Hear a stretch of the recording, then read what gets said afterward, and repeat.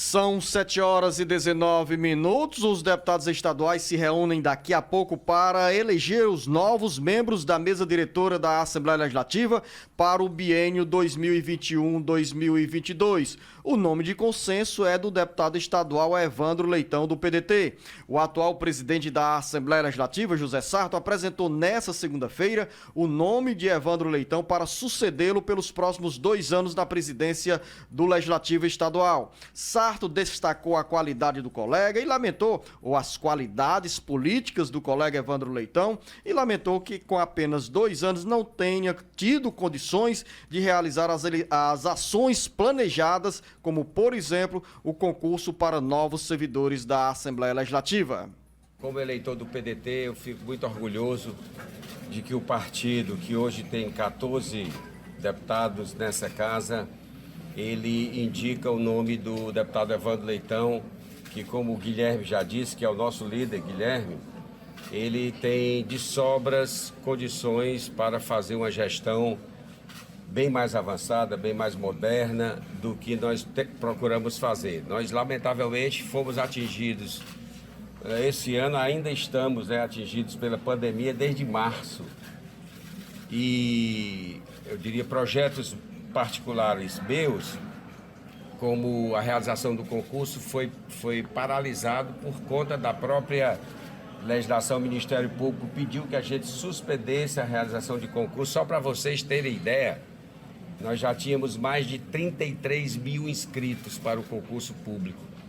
E isso ia demandar arranjar locais. Eu estou fazendo assim meio que uma prestação de contas, para quem não sabe ainda, porque terminamos uma eleição e estava todo mundo preocupado nas eleições municipais.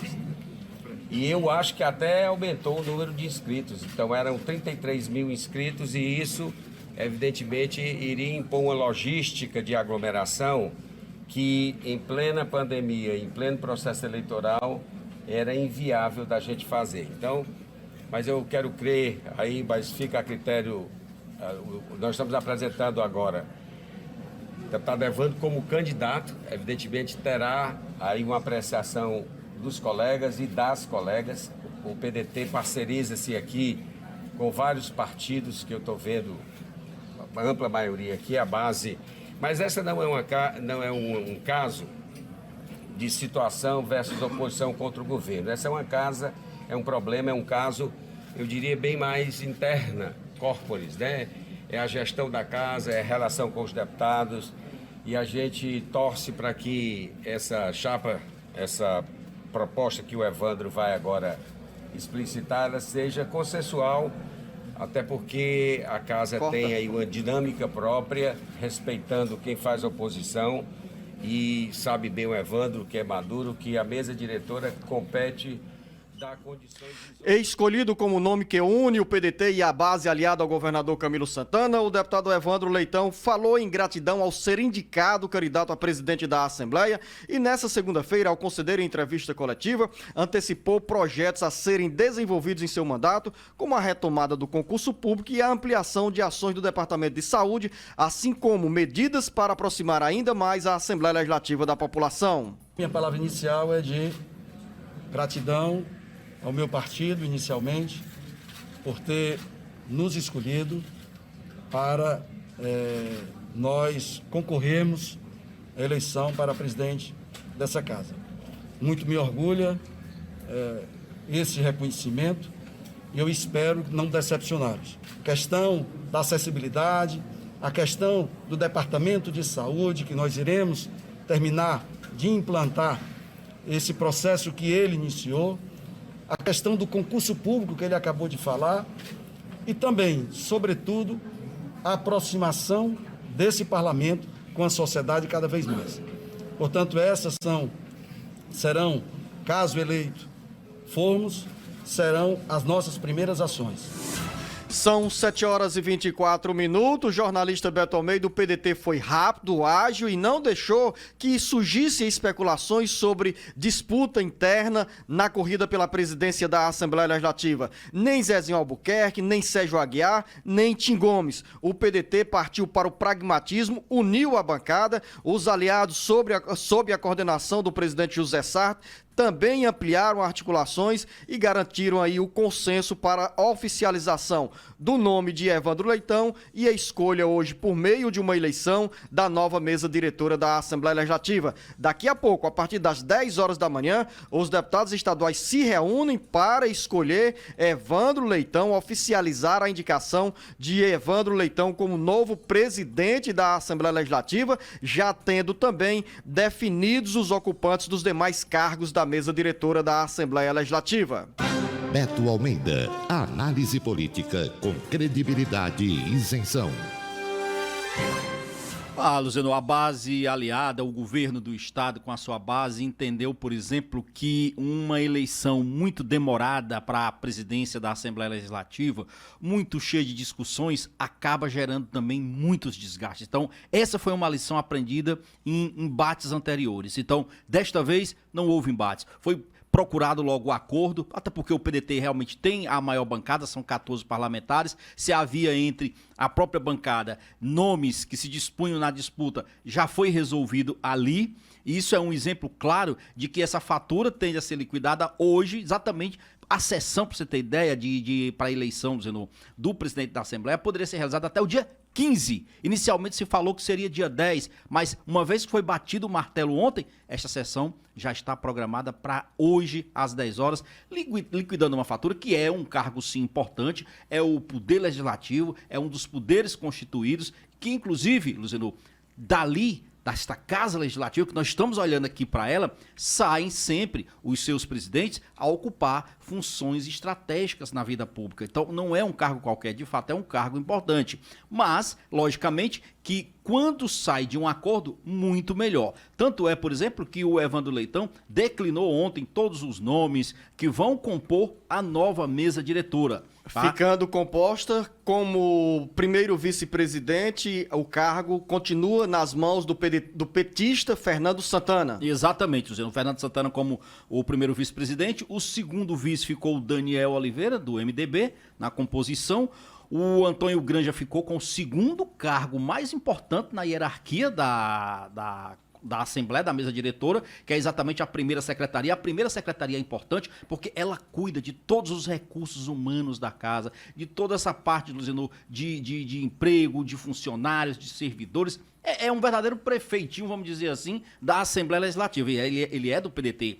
O segundo secretário, Aldic Mota, conseguiu aí pelo PSB se manter na mesa diretora. Terceiro secretário, a Érica Amorim, do PSD. E o quarto secretário, o apóstolo Luiz Henrique, do PP. Olha, Tim Gomes, como você citou, Sérgio Aguiar não quiseram, disse que queriam de fato a presidência. Uma vez não conseguindo chegar lá, não quiseram participar da mesa diretora. O Tim, inclusive, declinou, Luciano, da participação, por exemplo, também de presidência de comissões técnicas da casa. São 7 horas e 27 minutos e essa mesa diretora, jornalista Beto Almeida, já terá alguns desafios amargos a partir de janeiro de 2021, que é a investigação de deputados estaduais acusados de algum desvio de conduta, seja internamente ou externamente, no exercício da atividade parlamentar. Tá, eu quero falar sobre isso, mas antes eu quero ainda voltar para a questão da mesa diretora, Luciano, porque esse é o nome de consenso, não tenha dúvida, o Evandro Leitão vai ser o eleito, mas a bancada de oposição, que são apenas 8 parlamentares, vai querer demarcar espaço hoje. A bancada queria um nome na composição da mesa diretora. Inclusive o delegado Cavalcante e outros mais pretendem pedir aqui palavra na tribuna durante a presidência, durante o processo de escolha, para exatamente questionar isso. Claro, está no dever deles. Pelo menos, claro, essa composição. O Evandro Leitão... Mas é o dever e cada um tem a liberdade de questionar, mas se cada um também ler e interpretar o regimento interno, vão chegar à conclusão que o espaço na mesa diretora é dado de acordo com o número de parlamentares por cada partido. Exatamente, pela composição, pelo tamanho da bancada...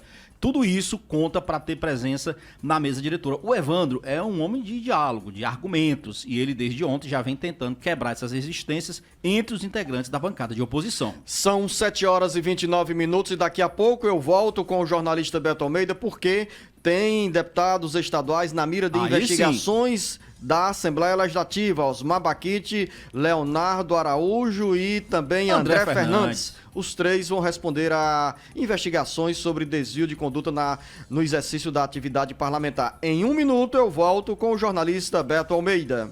São 7 horas e 31 minutos. Nesta legislatura, jornalista Beto Almeida, iniciada no dia 1º de janeiro de 2019, a Assembleia Legislativa puniu com suspensão de 30 dias de mandato o deputado estadual André Fernandes por conta de quebra de decoro parlamentar. André volta à mira da comissão, do grupo da Comissão de Ética da Assembleia Legislativa, do Conselho de Ética da Assembleia Legislativa, e também estarão no mesmo foco de investigação por comportamento diferente em relação a André Fernandes, os deputados Osmar Baquite e Leonardo Araújo, ambos em brigas, em troca de baixas expressões verbais internas no plenário da Assembleia Legislativa, acabaram na interpretação de alguns colegas deputados, ferindo o decoro parlamentar. O que é que vai dar essa investigação? Vai terminar em punição ou é apenas uma satisfação para dizer, opa, investigou, mas não foi comprovado nada? Pois é, já havia cobrança sobre esta ação, né, Luziano, do Conselho de Ética da Assembleia Legislativa, porque é bom que se diga, todas essas ações foram dadas entradas na Assembleia Legislativa em maio desse ano. Se você contar de lá para cá, já são 7 meses sem qualquer ação, sem qualquer orientação sobre a abertura desses processos. Essa briga que você citou aí, por exemplo, do processo contra o Osmar Baquite, o deputado Osmar Baquite e o Leonardo Araújo, que foi aceito, eles vão responder numa ação conjunta por aquele episódio que você disse, daquela briga que eles tiveram durante o mês de março. Um acusando o outro, acusações pesadas, no nível baixíssimo realmente da atuação parlamentar, num dos momentos, eu diria, mais críticos e sofríveis do parlamento estadual. E aí, lógico, além deles dois, lembrando que foi aprovado ontem, nessa reunião do Conselho de Ética, também a abertura do processo, mais um, contra o deputado André Fernandes. E qual é a causa deste segundo processo aqui,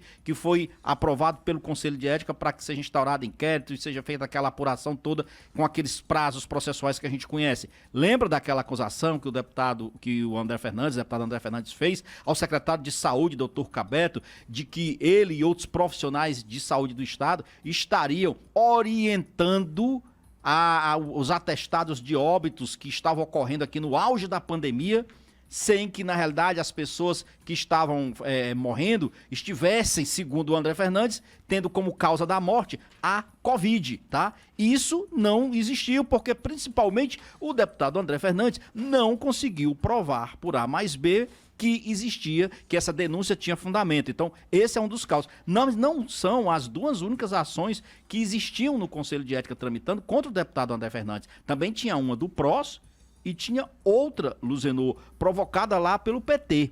Então, essas duas outras ações, elas foram rejeitadas. Então, o André vai acabar respondendo a esta outra, numa circunstância que torna-o diferenciado, porque agora ele já não é mais réu primário, ele já cumpriu uma sanção, que foi a suspensão do mandato de 30 dias.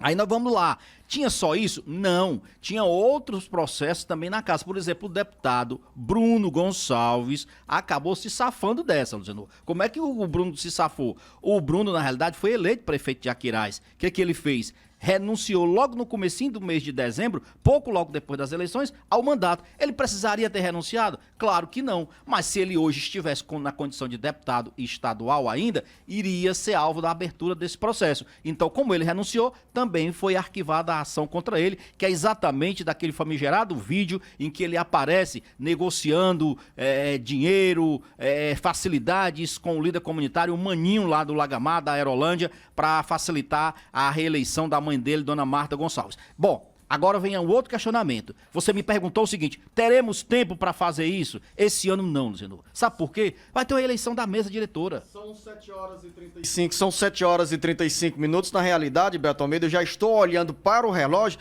e perguntando se teremos tempo, sim, para falar sobre tantos outros assuntos que você nos antecipou e que mexe com a vida do cearense. Por exemplo, o senador Tajerissati apresenta um projeto que prevê substituição do Bolsa Família por plano de redução da pobreza. Esse projeto está tramitando no Senado, ganha repercussão e o Sátiro Salles traz agora outras informações. O senador Tasso Gereissati, do PSDB, apresentou um projeto que cria a Lei de Responsabilidade Social, LRS, e prevê metas para a queda de taxa geral da pobreza nos próximos 3 anos.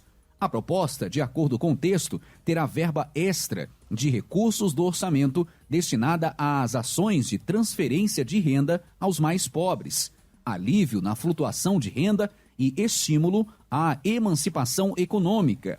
Ainda, segundo o senador cearense, a proposta foi apresentada ao líder do governo no Senado, Fernando Bezerra, e ao vice-presidente do Senado, Antônio Anastasia, do PSD de Minas Gerais. O projeto da LRS prevê 3 benefícios sociais para substituir o programa Bolsa Família. O benefício de renda mínima, com valor médio de R$ 230, o programa Poupança Seguro Família, que cria uma espécie de FGTS para os trabalhadores de baixa renda, incluindo os informais, com depósitos mensais de R$ 39, vinculados e até 15% do valor declarado da renda, beneficiando quem ganha até R$ 780 por mês. E a poupança Mais Educação, formada com depósitos de R$ 20 por estudante regularmente matriculado na rede de ensino, enquanto sua família estiver recebendo o benefício de renda mínima. A expectativa é que o estudante receba R$ 3.253 quando terminar o ensino médio. A proposta prevê um custo inicial de 46 bilhões de reais, com financiamento dentro da regra do teto de gasto, que impede o crescimento das despesas acima da inflação. Com redação do site Ceará Agora, para o Jornal Alerta Geral, Sátiro Salles. São 7h37. O senador Tasso Gereissati, Beto Almeida, você volta já para comentar esse assunto. Também está no cenário político, porque está sendo citado nesse momento como uma alternativa à presidência do Senado, como conta o Carlos Alberto.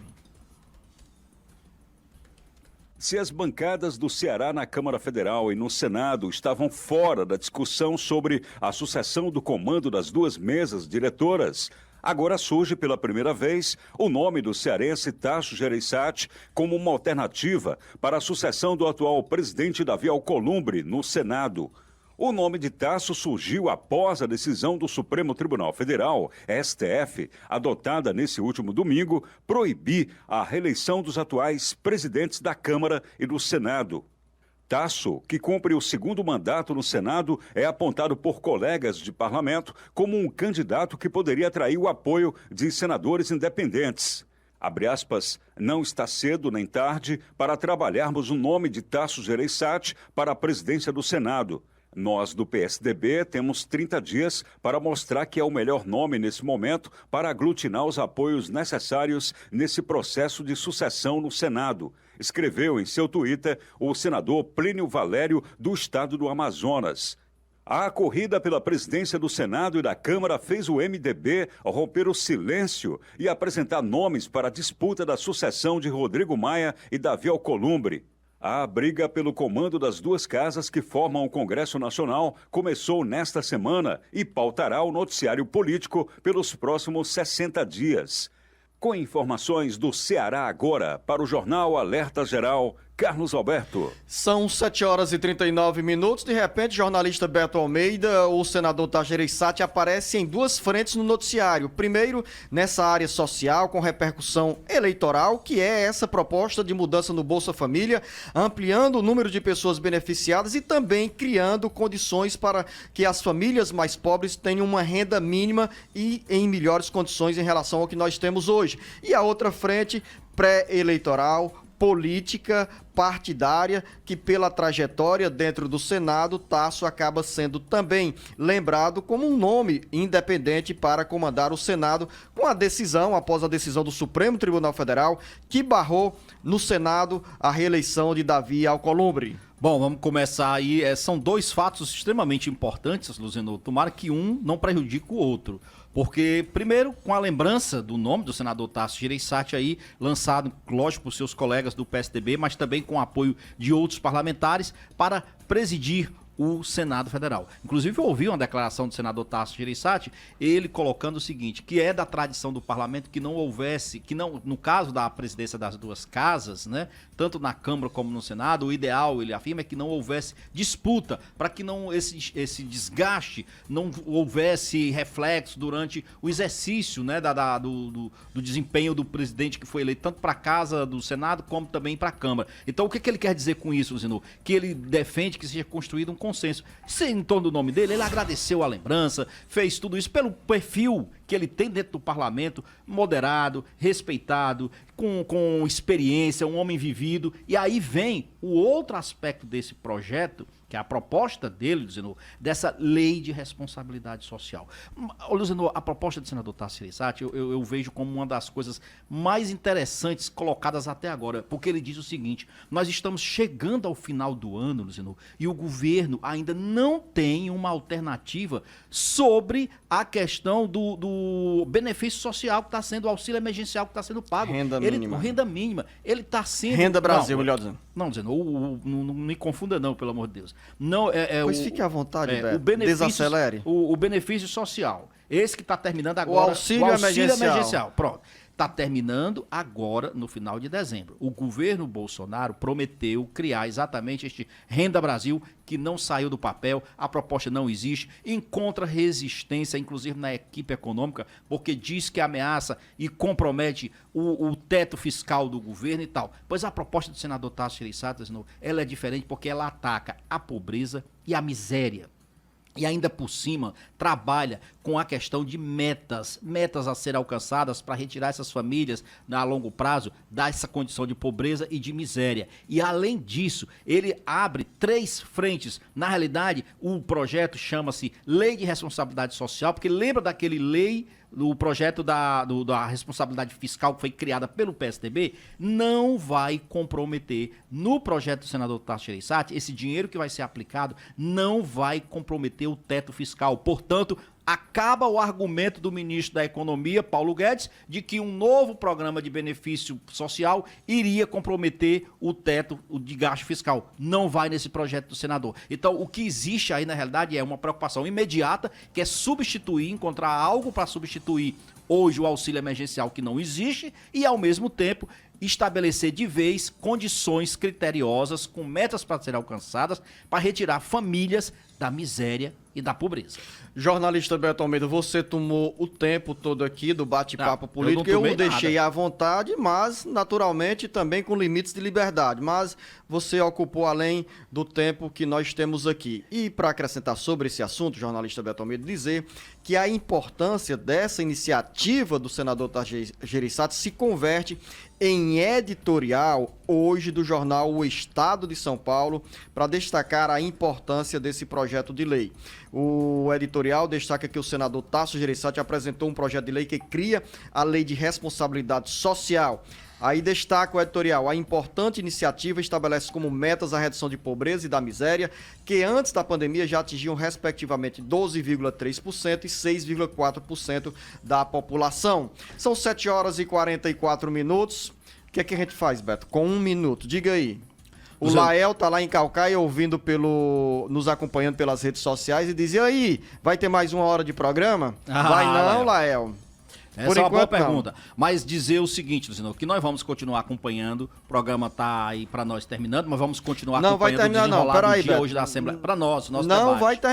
Não vai terminar. O seguinte, o Marcos vai fazer um rápido intervalo aqui, com você que está nos acompanhando pelas emissoras que retransmitem o Alerta Geral e também pela internet, porque daqui a pouco eu quero voltar para provocar o jornalista Beto Almeida, porque mais uma vez as mulheres foram usadas, dessa vez na campanha eleitoral no Ceará, na pequena cidade de Mauriti. Daqui a pouco vamos explicar e falar sobre esse assunto.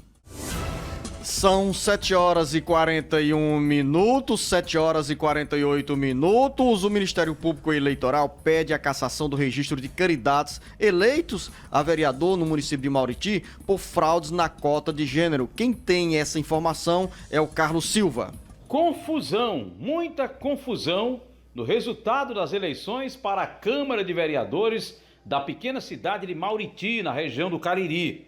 O Ministério Público Eleitoral, por meio da promotoria da 76ª Zona, pediu nesta segunda-feira a cassação e a nulidade de votos por fraude nas cotas de gênero de todos os candidatos que concorreram à Câmara de Vereadores do município pelo PROS, DEM e PDT. Segundo o Ministério Público Eleitoral, as siglas não cumpriram o que determina o artigo 10, inciso 3º da Lei 9.504/1997, que exige que os partidos tenham, no mínimo, 30% de suas candidaturas formadas por representantes do sexo feminino nas disputas proporcionais. O PROS, de acordo com as investigações, apresentou o número correto de candidatas, mas uma candidata não pediu voto nem fez campanha. A mesma prática foi adotada também pelo DEM, sendo que entre as candidatas, 2 não fizeram campanha nem apareceram em redes sociais pedindo votos. Quanto ao PDT, 3 das 5 candidatas não fizeram campanha propriamente dita, seja presencialmente ou por meio das redes sociais, evidenciando assim que também se tratava, para o Ministério Público Eleitoral, de candidaturas fictícias. Com informações dos bastidores das eleições municipais, para o jornal Alerta Geral, Carlos Silva. Triste, jornalista Beto Almeida, mais uma vez termos que fazer citações sobre o papel da mulher na política do ponto de vista do uso indevido desse tipo de fraude nas cotas destinadas ao preenchimento das vagas entre os partidos para a disputa das câmaras municipais. E o entendimento aqui, segundo o próprio Ministério Público Eleitoral, é que isso configura abuso de poder, cujas consequências são a cassação dos mandatos dos vereadores eleitos e também dos diplomas dos suplentes e dos não eleitos e a declaração de inelegibilidade dos todos envolvidos na fraude. E aí vem outra questão aí, Luciano, que é pedir a impugnação do diploma dos candidatos eleitos pelos 3 partidos. Vamos lá. Começa pelo seguinte, dos 3 partidos, o PROS, o DEM e o PDT. Então, as mulheres, vamos trazer aqui uma parcela para essas mulheres também de culpa. Vamos dizer o seguinte, elas não pode-se dizer que estão inocentes nesse caso, eu imagino, porque se colocaram seus nomes à disposição de uma disputa eleitoral, simplesmente não fazem campanha, elas, na realidade, emprestaram os nomes para candidaturas fictícias. Candidaturas que só tinham o propósito de, no papel, garantir aqueles 30% da cota. Se confirmada essa investigação do Ministério Público Eleitoral, está confirmada porque é subsídio para essa ação do pedido de cassação de mandatos na Justiça Eleitoral, jornalista Beto Almeida, fica configurada aí a primeira burla, uma novidade, um novo formato de se enganar a legislação eleitoral, de se rasgar a legislação eleitoral, de se enganar a Justiça, que é justamente vamos, os partidos, no caso, indicar as candidatas mulheres para preencher a exigência da legislação que estabelece que 30% das vagas dos partidos na disputa pelo Poder Legislativo, no caso das eleições municipais deste ano, as câmaras de vereadores serão preenchidas pelas mulheres. Mas vamos trazer... Aí os partidos, Beto, preenchem as vagas nessa nova modalidade de fraude aí, e aí chega pro Beto Almeida, Beto, olha, a dona Francisca pode entrar aqui como candidata, mas apenas pra gente cumprir a legislação eleitoral, mesmo que ela não precise fazer campanha, que pelo jeito foi o que aconteceu em Mauritiba. Pois é, mas aí chama a responsabilidade também dos partidos políticos, porque eles não podem simplesmente estar arranjando candidatas fictícias para isso. Resultado dessa esperteza, Luciano, tem gente aí que vai ficar 8 anos inelegíveis se isso for julgado procedente. Sabe o que é 8 anos inelegíveis, Luciano? São 2 processos eleitorais. Além de, naturalmente, perder o mandato na eleição realizada neste ano. Então, fica o recado nessa decisão do Ministério Público Eleitoral, que é uma boa iniciativa a partir do trabalho realizado pelos promotores de justiça do município de Mauriti, que essas fraudes sejam evitadas. Agora sim, jornalista Beto Almeida, o tempo acabou. Vem aí a doutora Ana Zélia falando sobre direito de família e daqui a pouco de Assis Lira com o esporte. A você, Beto Almeida, um bom dia, um bom trabalho. Um bom dia a todos e até amanhã.